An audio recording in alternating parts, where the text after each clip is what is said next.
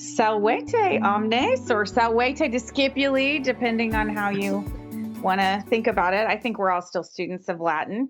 So I practiced again on Sunday at church. Some of the passages are easier than others, but welcome back to our Common Latin podcast. Today I'm hosting. I'm Jennifer Courtney, our Chief Academic Officer, and we have our founder, Leigh Bortins, is here, and we have Tim Knotts, our Director of Challenge Development, and Kathy Donegia, who developed the Common Latin curriculum. And we are already on episode 6, which seems not possible. But last week we practiced. We have our 6 tasks, which Kathy's going to show us again. And last week, Jennifer, let me interrupt you real quick. I still always want to make sure we have the date, because when people listen out of context, they lose when we're doing this. So this is July 22nd, 2026. Okay. Thanks. Now go on. Tell me what we're doing now. All right. So we have practiced tasks 1 through 4. We read the Vulgate together. We recited the Catechism. And that is our episode where Tim started playing the part of the student.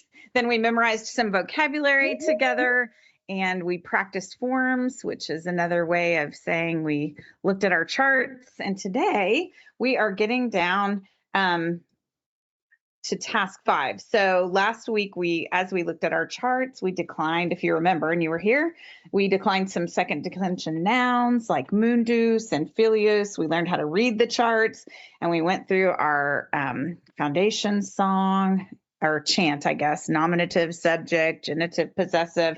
We practiced in integrating all that memory work with our charts.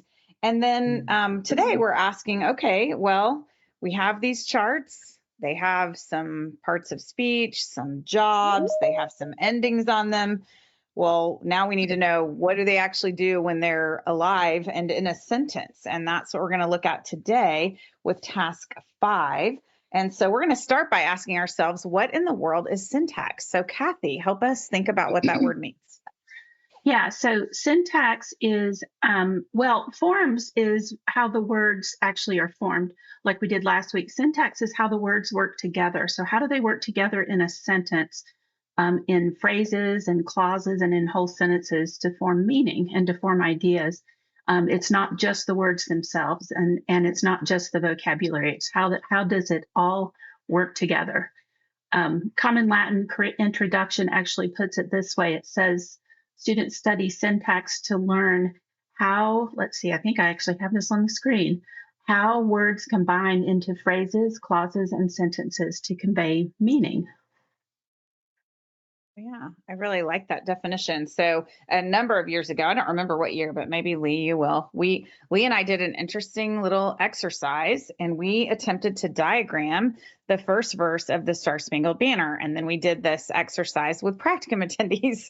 And what we discovered is that there were lots of descriptive phrases and clauses hanging off of very slender subjects and verbs, which is why things like poems are sometimes harder to diagram. But that's what we're talking about. What were all those phrases and clauses doing together to convey meaning from one person to another? So I like how you put that, Kathy.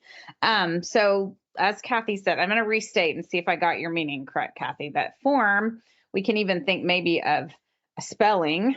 It's the shape of the word. It's its stem and its ending. And so that tells us its job.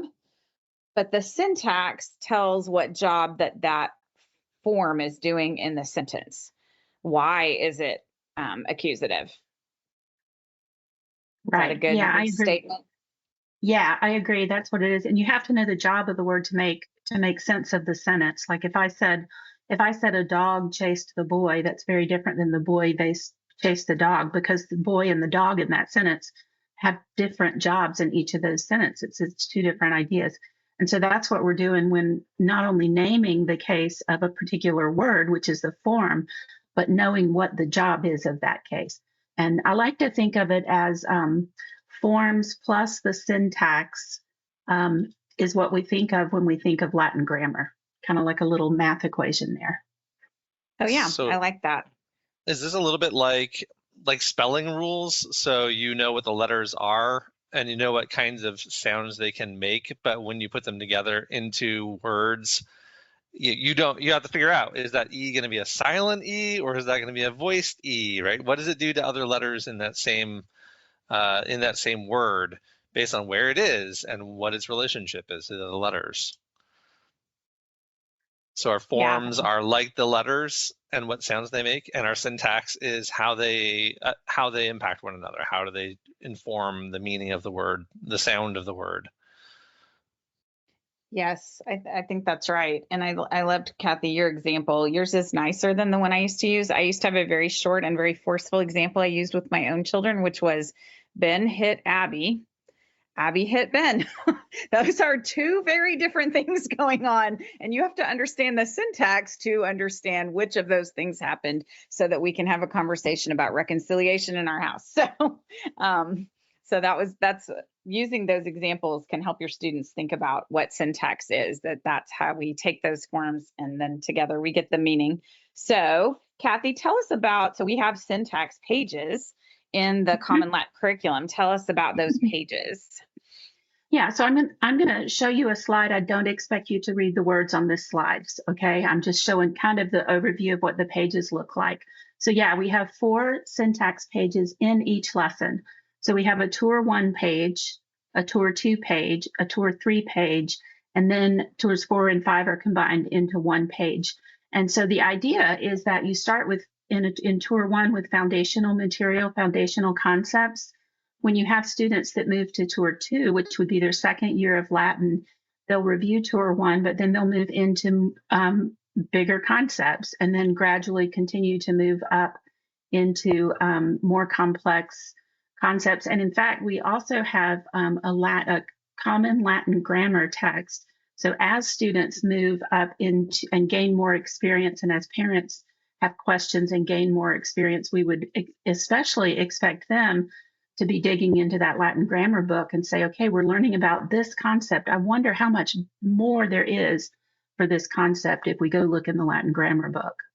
So I can give you a couple of examples. So for example, in lesson 2, it's the first introduction to nouns for our students in Tour 1. So they're learning things like, what are the attributes of nouns? What is a first declension noun? What are those first declension noun endings? By Tour 2, many of you parents who have done Latin know that your students know first declension endings pretty well by the time they get in their second year of Latin. And so what we want to do is build on that idea of nouns.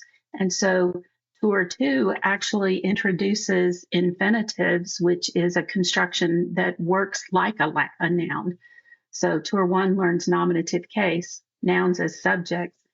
Tour 2 learns infinitives as subjects, and then it continues on like that. Another example would be in Tour 3 when we hit accusative case. So Tour 1 is going to talk about accusative case as a direct object, the most simple use of accusative case and the most common one. Tour 2 would talk about accusative case as another job, which is object of the preposition. Tour 3 would talk about complementary infinitives, which is functioning in the position of a direct object, and Tour 4 and 5 would do indirect statements, which is another type of indirect object. So what I love about this is that you have all of those ideas spread across these 2 pages or these 2 spreads. So you can sit down with your Tour 2 student or your Tour 3 student and review, like skim back over Tour 1 and make sure, is it fresh? Do you know it? Is there stuff here that you need to bone up on because we haven't looked at it for a while? Or maybe you thought you knew it, but it's not all as clear as you thought it was, because that happens a lot, right? Things get muddy and unclear. And some of the things they will have been using a lot. And so you're right, Kathy, that first declension noun endings they probably have down pat pretty fast, but some of these other ideas are a lot more complicated and they're going to use them a lot less frequently. And so even though they've learned them, they aren't using them all the time, and review is going to be really important. And again, the review thing is really powerful, right? The younger student is going to hear that the older student is doing something like what they're doing, and the older student is going to be reminded of the thing that they ought to know how to do. And so that family on the couch together is really being benefited across these pages. Yeah, Yeah, we talked I about agree. that. Oh, sorry, Mhm. Kathy, go ahead. No, go ahead. I was going to jump in. Go ahead. We talked about that in our first book club with the vision statements for Common Latin, that we have that first community, which Tim has just done a really good job of talking about. That first community is your family at home, sprawled on the living room rug, or outside on a blanket at the park, or at your dining room table, wherever you're choosing to do Latin that day. And so you have that ability to see ahead and back. And also, you may get to a certain point in the year and go, well, I thought I was a tour 2 student and now I need to back up to tour 1 because things just got harder and I don't have that solid, and it's all right here for your family to do. And then we talked about our next community, of course, being our challenge communities. This allows students, let's say you have a student who comes in brand new in challenge 2, this gives them a place to go. They might be in challenge 2, but they can be a tour 1 Latin student and still be in the same family of ideas as the rest of their community. So good. So, Kathy, you did a great job of summarizing a page really fast. I mean, I know you're familiar, but how else did you do that? Yeah, so the other thing that I wanted to show folks is that it's really important. It is very important, like both you and Tim have said, to review where we're coming from, to look at what's familiar before you move on to the unfamiliar of what's new on that page. So what I would typically do is, if we were in lesson 3, which is second declension nouns and accusative case, I would first review the previous lesson, which lesson 2 was noun attributes. And so these are just some general notes that I might have taken, or helped my child take when we went through that syntax page. In lesson 2, they learned the noun attributes, their declension, gender, number, and case, which is also one of our catechism questions. They learned that if the genitive in your vocabulary word ends in AE, it's a first declension noun. They learned that first declension is mostly feminine, and they learned that nominative case is the subject or the predicate nominative in a sentence. And what I find is that I love the syntax pages, because that is where you can really dig into some really good conversation with your kids, with your children, because you can, and we'll demonstrate this in a minute, you can read through, you can talk about what they know, what does that remind you of, you can start comparing things, and you help them build understanding, because the syntax, learning Latin grammar, is more than just memorizing a rule. It's actually committing these things so that you can understand the concepts and internalize those concepts. And then we can help them learn how to take notes. How do you look at a text or from a conversation, and what notes do you write do you write down? Like you can see, I didn't copy the whole page here. I just took some notes on it. Yeah, I appreciate that. Real quick, I do want to talk about, so we've been talking about our 15 skills. And so part of our skill of attending is to do exactly what you described. What are the things that I need to remember? Well, bullet number 1 here is our catechism question. So we know it's important. So we're but definitely when we're making notes in our Latin, in our Common Latin workspace, we have place for you to make notes on the syntax pages. You're going to say, yeah, those 4 attributes, obviously important. That second bullet we pulled out because it tells us about our flashcards. So again, that goes back to task 3. The third bullet, that's an important rule we learned about one of those attributes. And so we're going to jot that down. So one of the things that we hope families will do together is annotate those syntax pages and then summarize them in their notes in the workspace. And that'll help us all do that important task of attending to the chart in front of us. So. I love that. Putting it in your own words is so valuable, for not only for processing it yourself, but also as a parent, to see, did they really understand what you just told them and walked them through, or are they just giving you back words, right? But if they can summarize it and paraphrase it in their own words, then you can see, oh yeah, I think they're understanding it. Yeah, that's good super practice for annotating the Challenge 1 documents. Yes, so a little plug for the debate strand. Nice. So what I thought we'd do next, that kind of leads out of this, is after you've reviewed what they know from the previous lesson, you're going to go to your syntax page. So what I thought we'd do is look at a syntax page for this is lesson 3 on second declension nouns. And I know you can't read all the text on here. That was deliberate. I don't need to focus in on everything, but I'm curious, what do you see? What do you notice about this page? Maybe looking at the headers and the format of the page. Some things are bolded. Mm-hmm. That's the first thing I see. Yeah, I you should see. notice that headings are bolded. I see the tour 1 darkened at the top of the left column, so I can tell where I am. Mm-hmm. Yeah, with 4 syntax pages, it makes it really easy for the parent to say, okay, wait a minute, I'm on the tour 1 page, not the tour 2 page. Yeah. Good. I see that there's a box at the bottom that has a translation tip in it for me. Mm-hmm. And I see the whole page is not covered with Latin. There's a mix of English and Latin. Yeah. Very good. Very good. Oh, there's some highlighted Anything? sections or words. Yes, and that's important. What we've done with the syntax pages is when we explain a concept, we try to give examples of that concept that students will see in the ball gate. And there's a lot of constructions in these examples that they may not know, but we're highlighting the pieces that we're trying to focus on. So this lesson is on accusative case. So we've highlighted accusative case to show, to help them attend well to those accusative case nouns in that sentence. Good. So what I missed thought we one did. thing, Kathy. There's some Yeah. things that are bulleted. Did we say that Oh, already? yeah. I don't think we did. Yeah, sometimes there's bullets.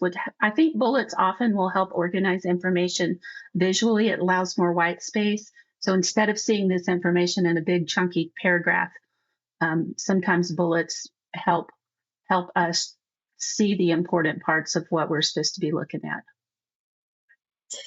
For those of you who are wondering why are we doing this, an important skill for students is to develop their eidetic memory. So the Latin's not just building the vocabulary, but our process in learning how to really read what's in front of you is making it so that weeks from now, a student can go, I don't remember exactly what it said, but I remember it was highlighted. That is a study skill, being able to remember where things were and what they looked like. So this is, you don't spend a lot of time on this, but don't neglect it. Leigh, that's really good. I think that's why we love reading real books instead of something on a screen, because we remember, oh, that was on the left side of the page, or it was near the top, that sort of thing. So what I thought we'd do now is we're going to look at just the top portion of this page. So I've kind of zoomed in. So now you can actually read the text, right? And we are going to we're going to first read this. We're going to zoom into the top. The first sentence says, attend to the vocabulary list in task 3. Well, we know we already did task 3. We worked through the vocabulary. We read the words. We made vocabulary cards. We've started memorizing those. But now in task 5, we're going to learn a little bit more about those words so that we can eventually recognize their role in a sentence and be able to figure out the idea of a sentence. So, Tim, I wondered if you would read the first bullet there. Yep, it says second declension nouns are distinguished by the I ending of the genitive singular. Good. Now, do you remember how we distinguished first declension nouns? Yeah, they end with AE. Exactly. So now you're going to know whether a noun is first declension or second declension just from your vocabulary, and then you know which chart to think about when you're looking for those words in a sentence. Good. Now, can you read the next 2 bullets? Yep, just quickly before I do that, and also practicing those forms helps that too, right? It helps that sink in and stick, because the vocabulary cards are useful, but so are the charts. Right? Our task 4 task. Most masculine second declension nouns end in US, but in the nominative singular. Neuter second declension nouns end in UM in the nominative singular. Caelum, caeli, lignum, and ligni. Good, good. So if I were, how would you summarize those 2 bullets if you had to summarize it for your notes? I would probably put use the second DEC period M ending -US in nom sing. like shorten it, like my little shorthand. So I'm not writing a lot because I hate long handwriting because I'm a boy, right? And then yeah, and then similarly, right, the neuter, second declension, and nom sing. Good, good. Why do you think it's important to know, or how do you think these two bullets will help you know whether what the gender is of a noun? Maybe you've been memorizing your nouns, but you've forgotten the genders. How could this help you know the gender of a second declension noun? Well, if you're looking for right, you have some ending cues or clues that help you with that. Right, right. So last week we did filius, filii. If I didn't tell you the gender of that, first of all, how would you know filius, filii is what? How would you know what declension it's in? So the filius, it's because of the I ending, right? So in the genitive, filii is the genitive singular, and filius, this is our rules right here, right? Second bullet point. Yeah. It's our second declension noun ending for nominative singular. So I have so now I have the nominative and the genitive, right, endings for the same word. Good. I think that's one thing the syntax pages will do is kind of give you the whys, the why behind why some of these things work to help you understand them better, so that when you go to memorize, you have some little tricks to remember some of those things. And that's something, if I were doing this with my own children, I would probably go back to the vocabulary list from here and say, okay, let's look at each of these words. Tell me why this is a second declension noun, and then tell me why this is masculine or why this is neuter. And they can look at the dictionary form and be able to tell that, which is super helpful. Yeah, and I like how Kathy did that here with really simple, it's really, you have the kids read the rule aloud, and then you go apply it to your 8 vocabulary words. That doesn't take very long to either read the bullets or to practice it on the vocabulary. And so you get that, you build the context that way. And I think you're right, Leigh. I think a new student probably won't apply as fast as Tim did, and they might even make some mistakes. And then you just take this moment to go back to the rule and say, well, let's look, that was a good try. Let's look at the rule again and see if you can sort it out, and let them figure out where they went wrong. I agree. That's a really good one. The other thing we could do with this is we could read that last sentence on the page, compare the nominative and the accusative endings of the second declension neuter. So now we're going to go back and we're going to compare. So we're using this syntax page to find even more meaning in the chart practice that we did in task 4. And as they compare those nominative and accusative endings in second declension, I don't have it on the screen, but what you would find is that the nominative and the accusative had the same ending. And we talked about that last week. So in the neuter, the nominative and the accusative have the same ending. And in the plural, they also have the same ending, and that ending is A. And so then this syntax page is going to tell you that, yeah, you noticed something that is actually a really good tip, almost a rule for it. It is a rule for nouns, that in all neuter nouns, the nominative and the accusative are the same, and in the plural, they end in A. So not only did we see that in second declension nouns, we now hear that it happens in all neuter nouns. And a student might even want to go back and look at that whole chart and said, wait a minute, does that really work for all neuter nouns? And then they'll look ahead at some of the other declensions and realize, yeah, it does. Yeah, I appreciate what you said, Kathy, about that. Some students may have noticed that. They may have intuited the rule just from copying the charts, and now they have affirmation of that. Some of them maybe didn't intuit the rule. They were just copying without thinking about it, and they didn't compare what they were copying. And now they see this and they go back and go, wait, is that true? Let me go back and look at my charts. So I think it's similar. It's nice that this book club is after the math map, because that's happening too in the math map, where they're copying things. Some of them are quickly going to intuit a rule, and others are going to need to see the rule and go back and test that it's true. And both of those things are good for solidifying the knowledge. Yeah, I love that freedom for some students too, who are going to want to test it, right? Like to really push it. Like they're going to go look up words in the dictionary to see, can I find words that break that rule, because they want to make sure, right? They want to press the boundaries as far as they can, and that's great. Let them do that. Yeah, that's a good point. I think that's great too. You want to look at maybe the middle of this page and look at Yeah. accusative case? Keep Okay. going. Keep us So I going. kind of scrolled down. Yeah, and you'll notice that top section when we defined syntax, we said it's how the words work together to form meaning. And learning about second declension nouns can be masculine or neuter, and they end in I in the genitive. We don't think of that as actually helping the words, figuring out how the words work together to form meaning, but it's a foundation to be able to do that, because you have to know what declension a noun belongs to before you can figure out which chart to look at to figure out what ending would be an accusative case, to figure out, is this the accusative case in this sentence that would make it the direct object? So it's this whole line of thinking that we have to come to. So I think we'll start here. Tim, can you read the first paragraph to us? Sure. The accusative case is a direct object. The primary role of the accusative case is as a direct object. Recall that a direct object receives the action of the verb and answers who or what. Look for accusative case nouns used as direct objects in the Genesis readings and in the examples below. Nice. So I think the paragraph actually just told you, but did you know what, I would ask my students, did you know what a direct object is? Or can you tell me in your own words what a direct object is?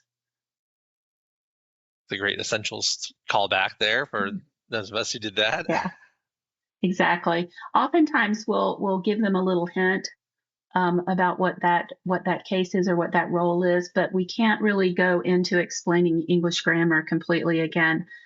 This is where a parent who is maybe hasn't gone through essentials, maybe they joined just challenged, or a parent that is maybe you just don't remember some of the things from essentials. This is where you would go back and maybe look those up. I would always suggest starting with the English before moving into the Latin. So have a discussion about what a direct object is. Maybe even make up some sentences and see in English and say, what's the direct object in this sentence? That sort of thing. Yeah, and just to go back to our point about attending and taking some grammar notes in the workspace, anytime so we begin to train ourselves as families that anytime I see a definition, that's probably something that needs to go in my grammar notes. So here we can see that a direct object receives the action of the verb and answers who or what. That's a definition. I need to put that in my notes for this week. Good. I and also then you can write. Sorry, Kathy. Go ahead. I said then you can write accusative cases. Sorry, then you can write accusative case direct object. Yeah, go ahead, Tim. I also love this. It reminds me of the fact that we just did that catechism question last week. So I'm seeing, right, accusative direct object. I remember that from my catechism. This helps me if I didn't remember exactly what those things were. This is going to reinforce it and maybe explain some of it if I'm not really crystal clear on the direct object, what it is and what it does. Good. So what I would do next then is I would have them look at one of the examples. And so the first example here is in principio creavit Deus caelum et terram. And you notice that caelum and terram are highlighted. And I would say, let's look at these two words. And I would look at caelum, first of all, and it has that um ending. And a student might ask, well, wait a minute, that ending could be a nominative or could be an accusative ending. How do we know which it is? Okay, so now we're stuck. What do we do with that? Well, there's a lot more going on in this sentence. And I think the first thing I would do at this level of syntax is I would say, well, first let's look at the English. And the English says, in the beginning, God created heaven and earth. And Tim, what would you say is the direct object or the direct objects in that English sentence? Yep, heaven and earth. Yeah, what did God create? Heaven and earth. And so now that tells me that caelum in this Latin sentence is accusative. And there's actually another clue in this sentence that if we remember our nominative cases, we remember that nominative case would end in a us if it was a second declension masculine noun, and we have Deus here. And so we know that Deus is our subject. So even if we didn't have the English translation, we would have noticed Deus is a nominative form, and nominative is our subject. So we found our subject. So that makes Kailum our direct object in this sentence. Did that make sense? Does that help you, Tim? Do you think that's too much for if you were teaching this to your child? No, well, right. I might Somewhat. not, as a novice, I might not get as far as your actual Latin explanation, but I can certainly look over at the English and say, I can trust our translator that he's probably pointed us in the right direction. And so, yeah, okay, this fits with what I know about an accusative, right, for Kailum. So seems like it's probably right. Yeah, I think that's the best thing to do at this stage of the game is to go look at the English and always look at the English and compare. There are going to be things in these verses that you're not going to be able to figure out. There are going to be things that seem confusing. There's going to be things that you need to wrestle with an answer. Yeah, that's really good. I know that's one of the things people always ask all the time, right, about our curriculum. Is this going to be rigorous? Is this going to be hard? Is this going to be too easy? Is it going to be easy enough for us? And I love it that this gives you a huge range, right? You can wrestle with this, and sometimes you're going to need to wrestle with it, and other times it'll come very easily. But you can always press ahead and do more too. So there's so much space in this for the restfulness of saying, today we're just going to look at the English and find our answer, but maybe tomorrow we can dig in there and see what we can wrestle out of the Latin together.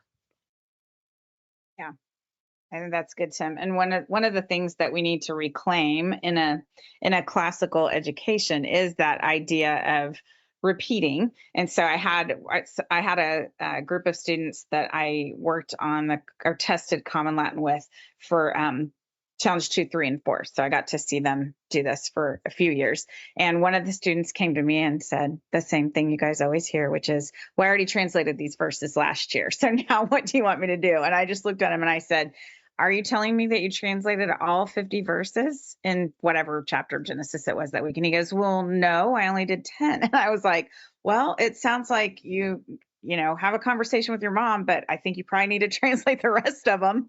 And then he came back the next year. Well, I translated all of them last year. And I said, well, can you read them without looking words up and without parsing? And he goes, no. And I said, well, it sounds like you know what you need to do then. So it can be, we just so easily want to jump to the next thing when we haven't mastered the thing that's in front of us. And so as Tim said, we can start with some, we might look at this verse in principio, creavit Deus caelum et terram, and we know these two words today, and that's all we're going to talk about. And maybe we can guess at Deus because we see God a lot in the Bible. And then we are just going to continue building that understanding. So I do want to call attention, though, to the way Kathy and Tim had their lesson at home. So thank you for continuing to play parent and student every week. So notice that most of what Kathy did was ask Tim to read so that he would attend to the parts, ask him to restate, and then she asked him questions to make sure he was attending to what's going on the page. And so we really want to emphasize that this is a conversation at home. Have them read aloud, have them tell you back what they read, have them ask them some questions, and then puzzle out the answers together. So is that good, Kathy? That's super good. I wanted to make a comment because we got a comment in the chat. The screenshots that you are seeing are going through all of our rounds of editing. So we are in process of editing the curriculum right now. So if you see something that looks wrong, it's probably already caught, but feel free to point it out and I can go check and make sure that we caught that. So she mentioned something about the next verse. So thank you for that. I think we go through 2 or 3 rounds of edits before it goes to publishing. So we're just in our first round right now. Okay, so what I thought we'd do next is just briefly look at our verse that we've been doing all along. We've been doing Johannes 3:16. So, sic enim Deus dilexit mundum, ut filium suum unigenitum daret, ut omnes qui credit in eum non periat sed habeat vitam aeternam. Johannes 3:16. Of course, we know the English translation of this. So we've kind of been doing this all along where we've tried to parse out some of the words and look for accusatives. That's actually not what you would do in each of these tasks. We've just done it to show where we're heading. You know, when we're doing a catechism question, here's where we're headed. When we're doing vocabulary, here's where we're headed as far as being able to put those parts back together for to parse and translate a verse. But let's look for some accusative cases in here, and I think we've already found some in previous book clubs. But Jennifer or Tim or anybody else, do you see some? I saw Moon Doom first. Yeah. Sorry, Tim. Did I steal yours? That was what I was going to say. Sorry. Oh. Sounds like home, doesn't it? Mm-hmm. And how do you know that in mundus is accusative? Well, what is the vocabulary word? Yeah, it's mundus mundi, but also because you reminded us that we know the English, I know that phrase Deus dilexit mundum means God loved the world. And so I'm thinking about my essentials. God loved what? The world. So that's our direct option. Very good. Anybody else see one? An accusative? Yeah, filium. Filium. How do you know that that's accusative, Tim? Because, well, we were just talking about filii, right? Filii. Right? So we know filii, filium, and filium is accusative, right? Very, very good. Yes. Now, here's a harder question for some of you. There is another accusative case noun in this sentence. See if anybody can find it. We Tom, yeah. Why is we Tom accusative? Well, because it should be we tie is So first declension. Yeah, it's first declension. And so we have the ending. It's also the answer to what do we have? Right. Yeah, very good. Very good. So I kind of pulled back into what we have already learned, which is first declension noun. So even though this is a second declension noun lesson, if we were parsing this out, I would also try to find some first declension nouns from last lesson. So you're kind of continuing that learning. Very good. Good. So we can move on, Jennifer, if you want to look at maybe essentials. Talk about essentials I do. a little bit. Oh, yes. And I do, before you move off of this screen, Kathy, I do want to say that just keeping in mind, I know I've repeated myself a lot, but repetition is classical. Because we're looking at a whole text, and these are not sentences that our team made up. This comes from a classical text from the Latin translation of the scripture. Many, many grammar concepts will be in every verse. And so if your family wants to camp out in a single verse for an entire morning or a week, that's okay too. If they start to see lots and lots of things, let's say you're in week 25 of the year, you can probably take a single verse and virtually review many, many, many grammar concepts. And so we just want to keep in mind that because it's a living text, there are lots of things that we can do with it, and it is pretty well inexhaustible. Good. Yeah. I mean, if it were me, I would want to look and see. Oh, well, I see some other endings, right? Suum, eum, unigenitum. If those aren't accusative, I want to go see what they are. So I might go play with that and just find out, what can I find out about these other words? Yeah, good. And that's another thing that we talk about with attending. I'm glad you said that, Tim, because in attending, you could just circle all these endings that look similar to you, and then do some comparison. And then sometimes you're probably going to be right. They are accusative, and other times you're going to find out maybe they're not. And why are they not? And so we neglect that skill of staying on the surface of the text and looking at it. And that's the thing that allows us to dig down deeper into it. So I'm glad you mentioned that. So we've made a lot of connections today to essentials, which is near and dear to my heart. And so we have a lot of students who spend 3 tours there before they get to our Latin. And so when we redid the last edition, the 5th edition of Essentials, at the end of each chapter, we put a Latin connection in there so that if they had talked about noun jobs in English, spidopona, right? Then they could take that information forward into Latin and get a little bit of a preview of what are we going to do next with this thing. And so we decided in the Common Latin to do the same thing, but go back to essentials and remind you, hey, you already saw the ideas in this lesson. Here they are in English, straight off of the essentials charts, so that we have that connection and path for families all the way through. So, Tim, what do you want to tell us about this continuation of essentials into Latin? Yeah, also, I mean, as you can see here, apart from the fact that we've given this page that directly relates back essentials, a lot of the charts, I mean, right, we do memorization of parts of speech and sentence structures and things like that in essentials, and a lot of those things carry forward into the study of grammar in Latin grammar as well. So we do a lot of those same kinds of charts. They won't be the same chart because Latin's structures, syntax, forms are a little different than English, but many of them will harken back, right? So they'll be recognizable in some ways that are really important. And so that idea of memorizing and chart work continue. It's not like you get done with essentials and you turn the page to challenge A, and all of a sudden you're done with those things, and now we're on to something different. It's a different content that you're studying, but it's a lot of the same work that you're doing. I appreciate that so much. So my favorite comment ever from a student, and then I'll turn it back over to you, Kathy, is that I had a student who was Japanese. And so by the time we got to Latin, he was on his third, it might have been his fourth language.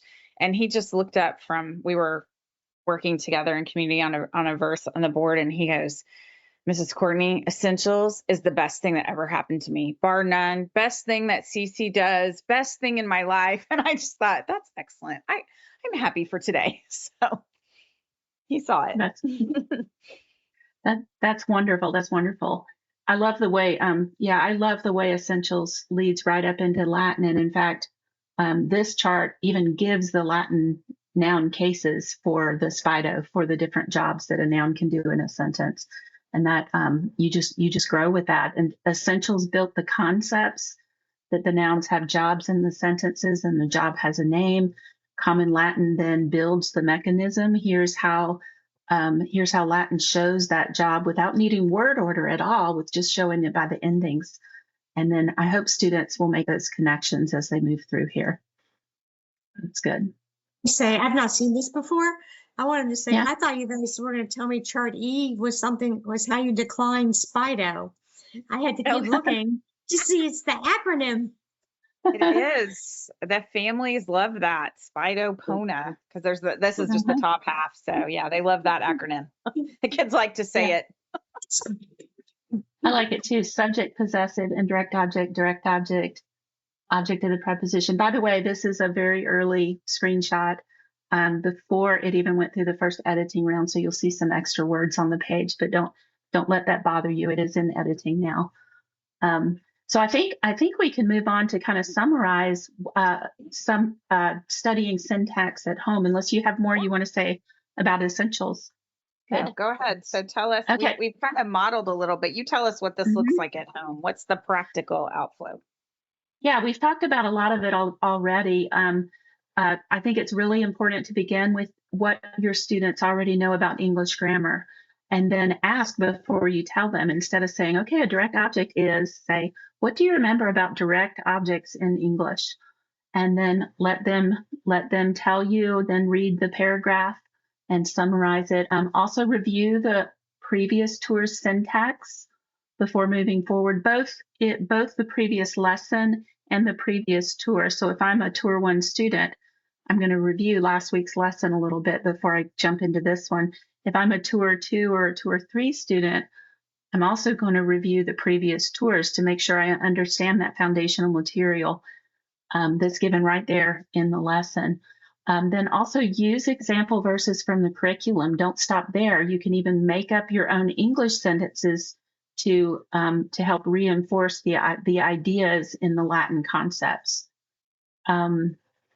Teach your students. We talked about teaching your students how to take notes, how to annotate, how to summarize, and to write things down either in their Common Latin workspace or on notebook paper.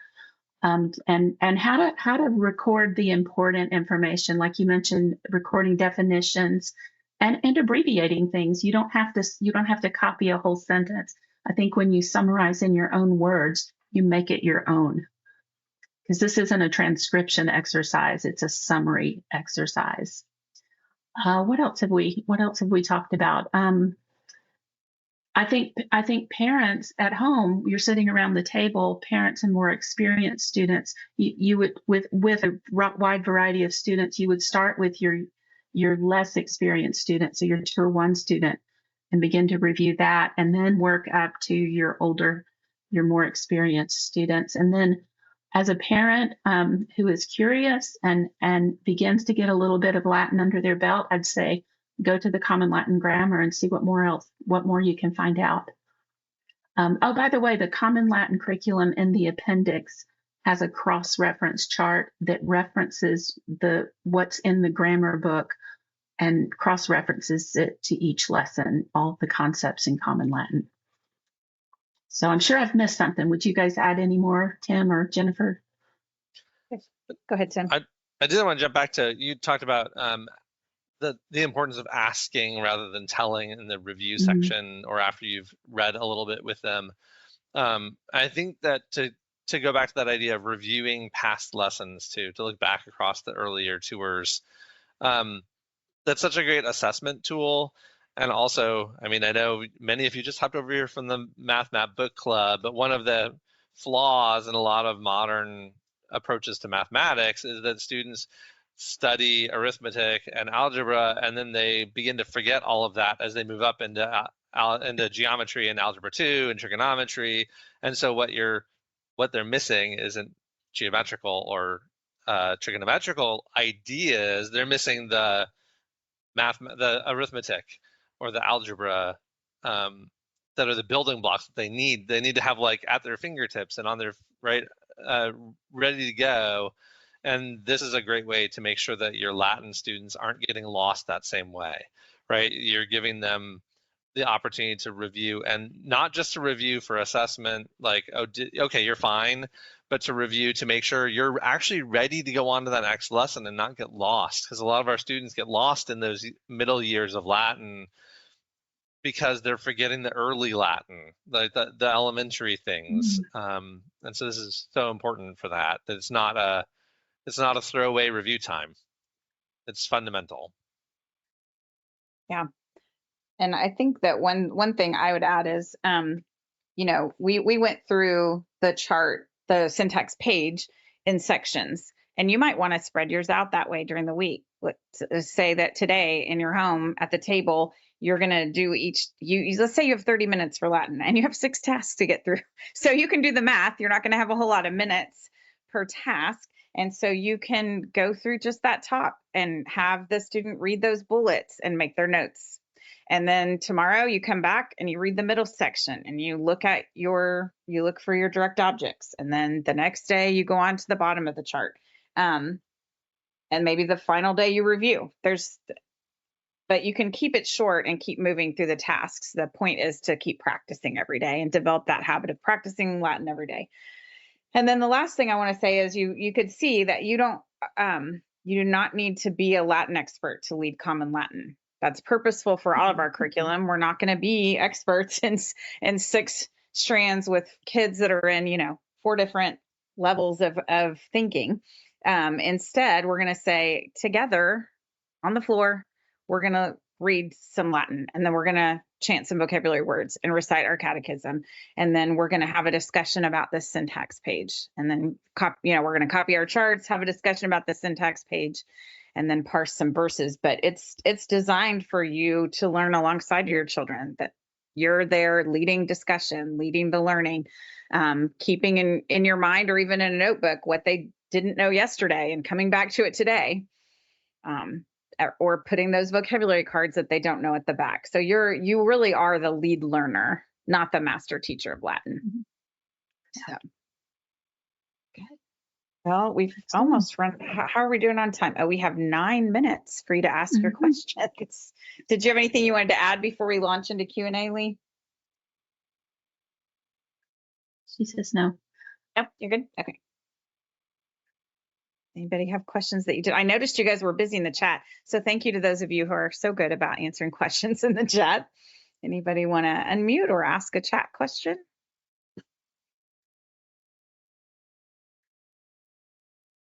They're quiet. There's a new message in the chat. Will there be guidance on how to record on transcripts?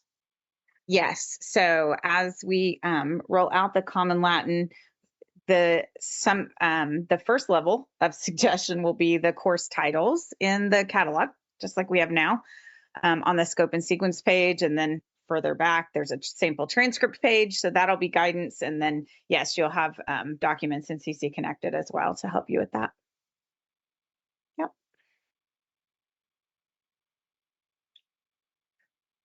Anything else?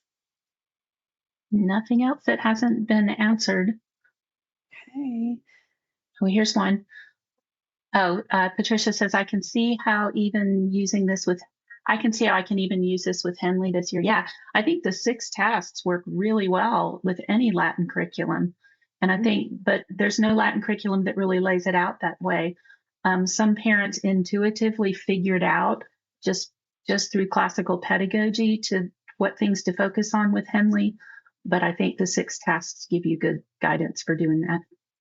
Yes, and I'm glad you mentioned that because just like, we don't give you every English grammar concept in essentials, but we give you a lot of grammar concepts in a way that you can memorize them. And so you can go on and keep applying those for life. Well, the same is true of Common Latin. So, and I did see students doing that already when I was testing with my students, because they had those 6 tasks ingrained in their minds as the way to approach the study of a text in another language. They tested themselves without even any encouragement. So one of my students came back and said, hey, Mrs. Courtney, we're studying the Nicene Creed at church. And so I decided to see if I could translate it from Latin into English this week using my 6 tasks.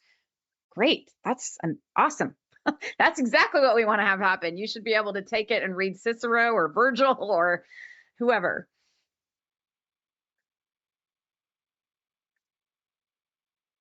Well, those of you who don't have questions are welcome to hop off. I guess you can probably intuit the pattern that when we come back together next week, I'll be on vacation, but the rest of the team will be with you, and we're going to tackle task 6. We're very into repeatable forms here. So we did task 5 today. We're going to do task 6 next week, and then we're going to spend some time diving into some of these syntax pages and practicing what we just did today. So thanks for joining us, and keep reading your Latin. Thanks, nice. guys.